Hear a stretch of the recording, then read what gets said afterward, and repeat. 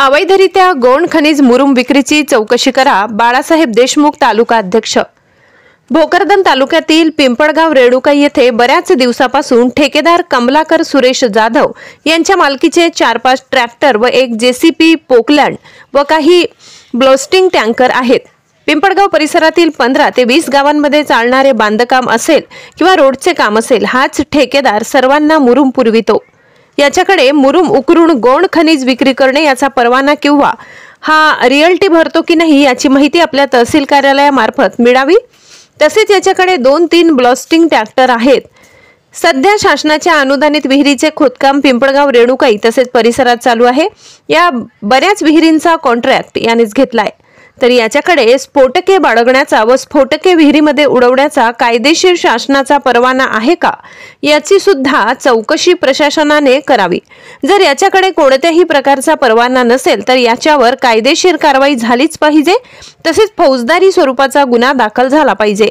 जर आतापर्यंत रिअल्टी भरलेली असेल तर तहसील कार्यालयाने याच्याकडून आतापर्यंतच्या गौण खनिजातील मुरुम जेसीबीच्या सहाय्याने उकरून अवैध विक्री केलेल्या आतापर्यंतची करवसुली करावी व सदर व्यक्तीवर फौजदारी स्वरूपाचा गुन्हा दाखल करावा. सदर प्रकरणाची चौकशी न झाल्यास समितीच्या वतीने तहसील कार्यालयासमोर उपोषण करण्यात येईल व उपोषणादरम्यान होणाऱ्या सर्व बाबी सर्वस्वी शासन, तहसीलदार व प्रशासन जबाबदार राहील, अशी माहिती अखिल भारतीय भ्रष्टाचार निर्मूलन संघर्ष समितीचे तालुका अध्यक्ष तथा पत्रकार बाळासाहेब देशमुख यांनी तहसीलदार यांच्याकडे मागणी केली आहे. News reporter Hari Borade, Zee India 24 तास, जालना.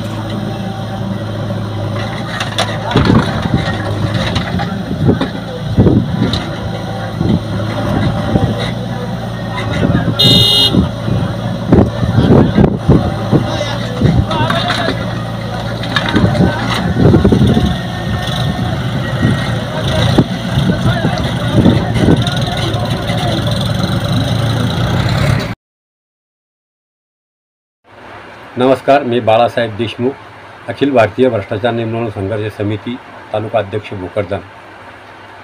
मी लाईव्ह याकरता आलेलो आहे. मौजे पिंपळगाव रेणुकाई, तालुका भोकरदन या ठिकाणी एक ठेकेदार, त्याच्याकडे 2-4 ट्रॅक्टर आहेत, जेसीबी आहे आणि 2-3 ब्लास्टिंगचे ट्रॅक्टरसुद्धा आहेत. तो या परिसरामध्ये कुठे बांधकाम चालू असेल, कुठे रोडचे काम चालू असेल, चौकडं मुरुम पुरवतो. त्याचे नाव कमलाकर सुरेश जाधव, हल्ली मुक्काम पिंपळगाव रेणुकाई असे आहे.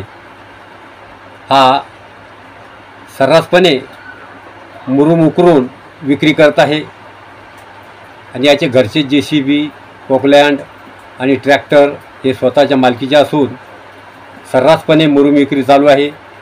आणि शासनाला रिअल्टी भरतो किंवा नाही हे कुणालाही माहीत नाही. तरी आम्ही नियमाप्रमाणे तहसील कार्यालय येथे निवेदन दिलेले आहे. तहसील कार्यालयाने याची सदर स्थानिक ठिकाणी पिंपळगाव रेणुकाई येथे येऊन चौकशी करावी आणि जर रिअल्टी भरलेली नसेल तर दोषीवर कडक कारवाई करावी. तसेच याने सध्या पिंपळगाव रेणुकाई येथे प्रशासनाने शेतकऱ्यांना दिलेल्या विहिरींचे कामं चालू आहे. 20 ते 25 विहिरींचे कामं चालू आहे.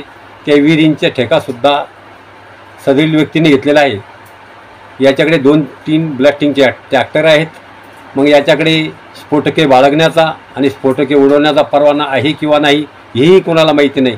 जर याच्याकडे परवाना नसेल तर याच्यावर कारवाई झालीच पाहिजे अशी आमची मागणी आहे. या सर्व मागण्यांना झाल्यास आम्ही आमच्या अखिल भारतीय भ्रष्टाचार निर्मूलन संघर्ष समितीच्या वतीने आपल्या तहसील कार्यालयासमोर आमरण उपोषण करू. धन्यवाद.